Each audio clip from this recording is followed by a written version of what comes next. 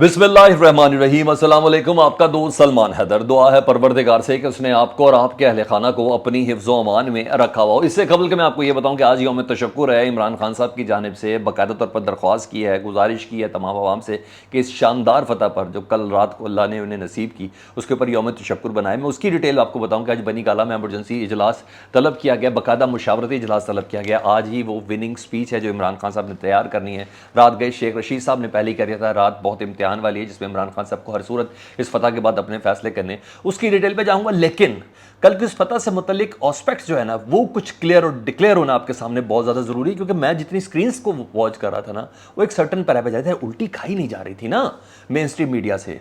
जो उगला था उसको निकलना कितना मुश्किल है, तो फिर किस तरह उस पॉइंट्स को घुमा घुमा के कोशिश कर रहे थे। तो हमने उन तमाम पॉइंट्स को बड़े अच्छे तरीके से अच्छे पैराए पर कवर किया। हम स्टार्ट ही वहीं से करेंगे जहां से हारे इमरान खान साहब, जहां से पीटीआई ने 2 नशिस्तें लूज की है, हम वहीं से तमाम चीजें करेंगे और आपको बिल्कुल डिफरेंट एंगल होगा। तो आपसे रिक्वेस्ट है, कोई ये आपके बोलने के लिए, आपको बताने के लिए, आपके समझने के लिए, आपको समझाने के लिए ये एस्पेक्ट बहुत ज़्यादा ज़रूरी है आपका समझ में आना। तो वीडियो को आपने मुकम्मल देखना, इसको मिस नहीं करना। सबसे पहले 2008 में इमरान खान साहब ने 5 नशिस्तें जीती थी, ठीक है, और 2022 में इमरान खान साहब ने 6 नशिस्तें जीती हैं।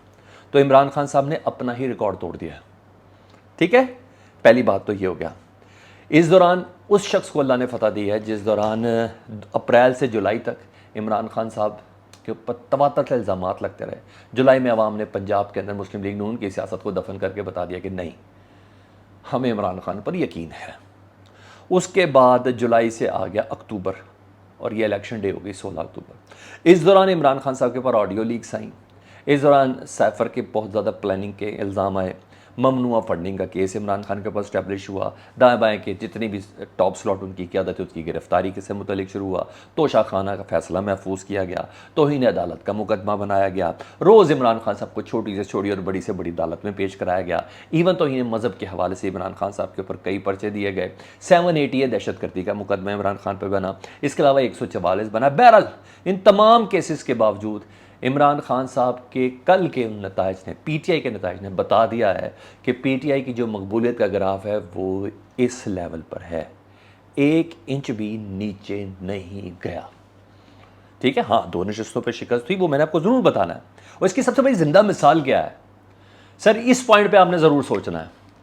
ये जो 8 हल्के जिनमें इमरान खान साहब खड़े हुए थे और एक में मुल्तान की नशिस्त थी जिसमें शाह महमूद कुरैशी साहब की साहबजादी खड़ी, तो मैं सिर्फ इमरान खान साहब की 8 नशिस्तों से मुतल्लिक अगर बात करूं, अवाम को पता था, ये जिंदा मिसाल है इस बात की, कि जिस शख्स को हम वोट दे रहे हैं ना, इस शख्स ने जीत कर भी असम्बली में नहीं जाना, इसने हमारे मसाइल उधर हल नहीं करवाने अभी। लेकिन इस शख्स का जीतना पाकिस्तान से मुतल्लिक, जो पाकिस्तान तहरीक इंसाफ समझती है, उसके मुखालफत में जो लोग समझते हैं, उनको जवाब देने के लिए एक रेफरेंडम से कम नहीं है सर। इससे बड़ी कोई मिसाल नहीं है कि ऐसे घोड़े पर रेस खेली जाए जिसका पता हो जिसने आज दौड़ना भी नहीं, ये कल दौड़ेगा, ये शाम को दौड़ेगा, ये परसों दौड़ेगा, ये जब कभी भी दौड़ेगा, घोड़ा ये।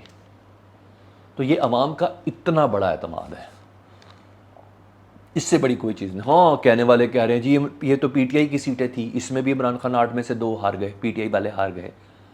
अरे भाई, इससे बड़ी कोई बात है, ये उन 6 में जीते हैं जिससे मुतल्लिक ये पता है कि इस बंदे ने असम्बली के अंदर नहीं जाना। इस पैरा पर ज़रा सोचें। इसलिए तो मैं कह रहा था कि ज़रा बिल्कुल डिफरेंट एंगल पर हम लेके चलेंगे। सबसे पहले हम शुरू ही करते हैं जहाँ से पीटीआई का कैंडिडेट हारा है। मेहरबान कुरैशी जी, मुल्तान, शाह महमूद कुरैशी साहब की साहबजादी, और यहाँ ये पीटीआई की कैंडिडेट थी, ठीक है। यहाँ इनको शिकस्त हुई है, यहाँ पीटीआई के कैंडिडेट को शिकस्त नहीं हुई है, यहाँ मरूसियत को शिकस्त हुई है, क्योंकि पीपल्स पार्टी ने इन्हें नहीं हराया, इन्हें पीटीआई के वोटर्स नहीं हराया। पीटीआई के वोटर ने जब इनको टिकट दिया था उस वक्त ही मुखालफत की थी, और हमारे सामने भी कई बार इमरान खान साहब की मुखालफत की गई। हमने भी ये सवाल रेज़ किया था इमरान खान साहब से मीटिंग के दौरान। तो इमरान खान साहब के वोटर्स ने ही मरूसियत को हराया है, क्योंकि ये बड़ी तय बात है कि पीटीआई का वोटर जब खड़ा होता है ना, तो फिर वो पूरा स्टांस लेके खड़ा होता है, वो तबाकुल तनाजुर कुछ नहीं करता, फिर वो खड़ा होता है। और उस वक्त भी यही था। अच्छा, वर्कर्स ने उसी वक्त बता दिया था कि मरूसियत मंजूर नहीं है, कि टिकट किसी और को मिल जाता तो डेफिनेटली नतीजा मुख्तलिफ हो सकता था। बहरहाल पीटीआई ने अपने कैंडिडेट को हरवा के, अगर मेरी नज़र से देखें, अपने कैंडिडेट को ही हरवा कर तमाम पाकिस्तान की सियासी जमातों जिसमें नून, पीपल्स पार्टी, सबको बता दिया नो मोर बिलावल, नो मोर जरदारी, नो मोर मरियम, शरीफैन, जरदारियान, वली ख़ान, फजल रहमान, इनके इब्ने फ़लाने इब्ने और बिनते और फ़लाने बिनते नहीं चल रहे, बस बहुत हो गया। इस एक शिकस्त ने तमाम को, समझने वाले के लिए इशारे काफ़ी है, उन सबको बताया, मुझे ऐसा लगता है। तो बहरहाल यहाँ हो गया, मैसेज चला गया है, और ये पीडीएम की फतह नहीं, मरूसियत की शिकस्त है जो मुल्तान में हुई है। आगे सुन ले जी, अब्दुल हकीम बलोच साहब जी, पीपल्स पार्टी मलीर का ये हल्का, जहाँ वो जीते रात को, जब वो उनको खुद भी शायद यकीन नहीं था जिस तरीके से वो ऐलान कर रहे थे। बहरहाल दूसरी सीट यहाँ इमरान खान साहब, दूसरी सीट पीटीआई यहाँ हारी है। ये वाहिद हल्का था जिसका कल सुबह से शिकायत आ रही थी, और शिकायत भी ऐसी आ रही थी कि स्पेशल ब्रांच के लोग यहाँ से पकड़े गए थे। अच्छा, यहाँ से माली जो इलेक्शन कमीशन का अमला बन के जो काम डाल रहे थे वो पकड़े गए थे, यहाँ से चपरासी खड़े हुए पकड़े गए थे। पता चला पोलिंग जिस वोट पे वोट डाल रहे हैं उसके नीचे पैंदा ही नहीं है, उस डब्बे के नीचे। इस हद तक वीडियोस ये मेन स्ट्रीम मीडिया पे चली थी, उसका पैंदा ही नहीं है, यानी वोट नीचे ही गिरता था, जाके वोट डालने वाला डाल के चला जाता था कि मैंने अपने सही कैंडिडेट को वोट डाला। लेकिन बहरहाल चपरासी पकड़े गए थे। पीटीआई कराची के सदर को यहाँ कातलाना हमला किया कि नाक की हड्डी तोड़ी गई और सर पे भी उनका फोड़ा गया। तो यहाँ था, नतायज को बार बार रोका गया।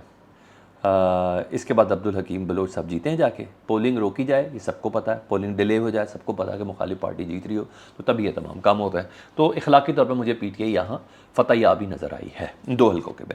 अब आ जाऊँ जी, अहमल वली खान चार सद्दा से, गुलाम अहमद बलोर पेशावर से, दोनों एएनपी के सरकर्दा लोग हैं, और इन दोनों को शिकस्त देना बड़ी बात है। जुलाई में पंजाब से नून लीग का खात्मा हुआ था, अक्टूबर में केपीके से एएनपी का खात्मा किया है पीटीआई ने। इस पैराए पे देखना अपने इस नतीजे को, छोटी बात समझते हैं हम एमएल की शिकस्त को और बलोर साहब की, गुलाम अहमद बलोर साहब की शिकस्त को। ये बहुत बड़ी फतह है पीटीआई की। और यही नहीं ना जी, बता दिए जी, सफाया कर दिया केपीके से एएनपी का, यही नहीं पूरी जमात का तिया पांचा किया। दूसरी तरफ उधर भी किया ना, मौलाना मोहम्मद कासिम साहब जेयूआई के, कहा जा रहा था मौलाना फजल रहमान का चेहरा है ये। ऐसी शिकस्त हुई उनको मर्दान से, रेफरेंडम दे दिया अवाम ने। नहीं भाई नहीं, ये लोग नहीं चाहिए, ये अवाम का रेफरेंडम ही था सर, मुझे हर लिहाज से अवाम का रेफरेंडम लगा। अब सुन ले जी, 2018 जी सिलेक्टेड का इल्ज़ाम था ना इमरान खान साहब के ऊपर। ये कहा जाता था कि आरटीएस बिठाया जिसके बाद बनाया, इस्टेब्लिशमेंट जिताया जिसके बाद इमरान खान को बनाया, यानी हर लिहाज से इस्टेब्लिशमेंट की सपोर्ट थी। अब तो इमरान खान साहब का बयान ही एंटी इस्टेब्लिशमेंट है, तो अब किसने जिताया? सवाल है ना, अब किसने जिताया? अच्छा, वो तो न्यूट्रल हो चुकी है इस्टेब्लिशमेंट, तो फतह कैसे मिली? सर मुझे ऐसा लग रहा है तमाम फैक्टर्स के बावजूद ये अगले इलेक्शन का नक्शा खींचा गया। अब कमिंग जो आम इंतखाबात है उसका नक्शा क्या खींचना है, इसलिए मैं इसको रेफरेंडम कह रहा हूँ। हाँ, तहरीक अदम एतमाद ला कर इमरान खान का जितना फ़ायदा कर दिया है ना, शायद जनरल फैज़ साहब को लगा देते ना इमरान खान साहब, जिसकी एक बड़ी, जिसे कहते हैं ना, एक बड़ी अपॉइंटमेंट थी जिसकी बिना पर यह हुकूमत ली गई, शायद इतना फ़ायदा ना होता। अगर इनके पैरा पे सुन और इन्हीं के लोगों के मुंह से कुछ सुना कि शायद जनरल फैज़ को लगा देते इतना फ़ायदा ना होता पीटीआई और इमरान खान को, जिस तरह तहरीक अदम एतमाद से फ़ायदा दे दिया। ये मेरे अल्फाज नहीं है, इन्हीं के किसी बड़े के अल्फाज है जो मेरे साथ गुफ्तगू कर रहे थे। तो ये फ़ायदा इन्होंने तहरीक अदम एतमाद ला कर पीटीआई को फ़ायदा दिया। चरकपुरी साहब की सीट हारी, सूबाई सीट थी, वो थी भी नून लीग की थी, वो हारी, लेकिन 2 सीटें पीटीआई को मिल गई, तो तगड़ी होगी ना सर पंजाब में। परवेज़ इलाही साहब तगड़े हो गए। अब देखते हैं तहरीक अदम एतमाद पंजाब में कैसे लाते हैं। बहरहाल शेख रशीद ने बोला कि कल रात को कि आज रात बहुत अहम है इमरान खान साहब के लिए कि उन्होंने फ़ैसला करना है लॉन्ग मार्च के हवाले से, तारीख़ आम देनी है। इमरान खान साहब ने आज यौम तशक्कुर मनाने का भी ऐलान किया और साथ साथ और अहम इजलास भी बुला लिया। तो अहम इजलास के बाद विक्ट्री स्पीच अब देखते हैं ना, वो विक्ट्री स्पीच कैसी होती है कि उसी में इमरान खान साहब ऐलान करते हैं या क्या करते हैं, देखना ही है ना कि उस विक्ट्री स्पीच के साथ ही ऐलान करते हैं लॉन्ग मार्च का। शेख रशीद साहब प्रोडिक्ट यही कर रहे हैं। बाकी ये सारी खबरें थी, मैंने कहा मैं आपके साथ बता दूँ। इस पैराए पर ज़रा सोचें तो आपको पता चलेगा पीटीआई ने वाकई तारीखी फतह हासिल की है। जी हाँ, बिल्कुल बदल रही है